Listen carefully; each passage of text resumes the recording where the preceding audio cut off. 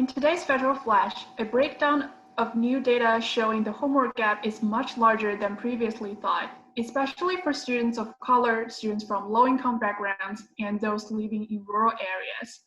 We'll also provide an update on Senate Republicans' coronavirus relief proposal and school nutrition advocates' push to extend a key flexibility for school meal programs.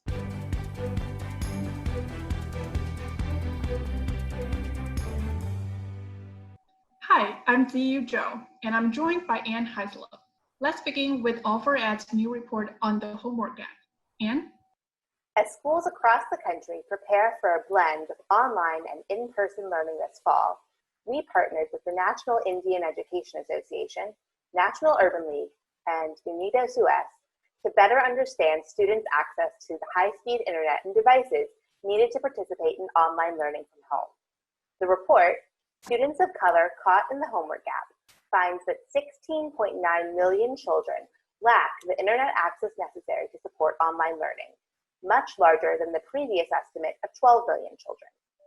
In addition, 1 in 10 families, or 7.3 million students, have no access to a desktop, laptop, or tablet computer at home.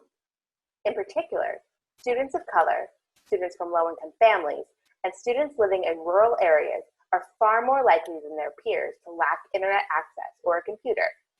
Just 1 in 3 Black, Latino, and American Indian Alaska Native students have the high-speed online access to fully participate in virtual learning. The same is true for 36% of Americans living in rural communities. But the homework gap is largest for students from low-income backgrounds. 45% of households making less than $25,000 annually and 32% of families making between $25,000 and $50,000 annually lack high-speed internet access at home. Our report calls on Congress to pass Senator Ed Markey's Emergency Educational Connections Act and provide $6.8 billion through the E-Rate program in the next COVID-19 relief package. OfferEd CEO and President Deborah Delisle said, quote, asking students, many of whom are from low-income or rural homes, to try to learn with a family member's cell phone or with paper packets is neither acceptable nor sustainable. We need Congress to demonstrate their concern for all students learning by providing $6.8 billion in critical funding in the next stimulus legislation for internet and computer access for all students, no matter where they live. Visit offered.org/homeworkgap to view data on the homework gap in your state and other resources to support funding for home internet access. As the August recess nears and expanded unemployment benefits are set to expire, Senate Republicans and the White House have been negotiating parameters of a new coronavirus relief package.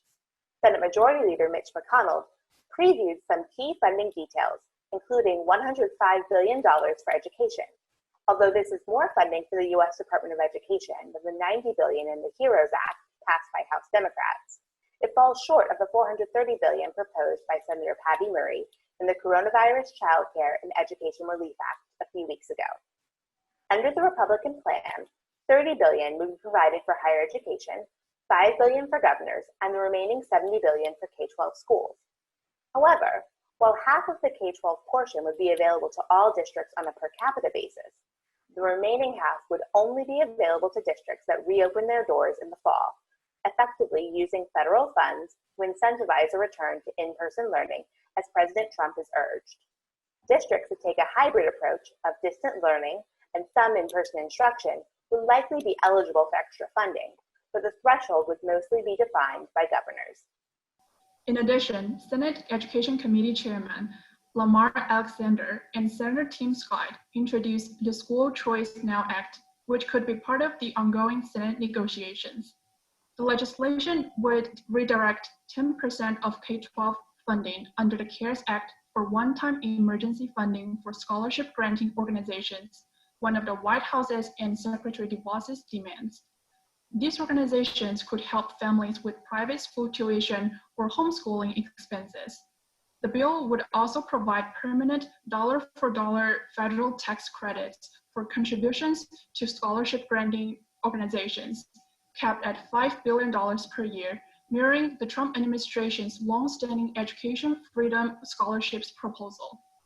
We'll keep you posted on Federal Flash as more details of the Senate Republican bill emerge, as well as reactions to them from Democrats and education advocates.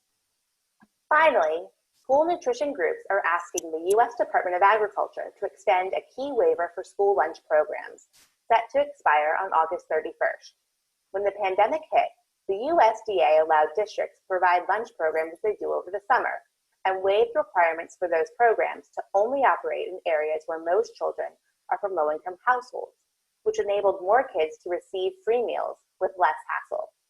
As many districts plan to continue with online learning exclusively in the fall, millions of students could lose access to free meals if the USDA does not extend this nationwide area eligibility waiver. Without the flexibility, students will only be able to receive meals from the school where they are enrolled, after being deemed eligible for help, a change that would create logistical barriers for many families. Without any response from the USDA, advocates are pressing lawmakers to include provisions in funding for free meals in the next coronavirus aid package. That's all for today. For an alert when the next Federal Flash is available, email alliance@allfored.org. Thanks for watching. Federal Flash is the Alliance for Excellent Education's video series on important developments in education policy in Washington, D.C. Watch online at allfored.org/Federal Flash, subscribe to our YouTube channel, or listen to Federal Flash wherever you get your podcasts.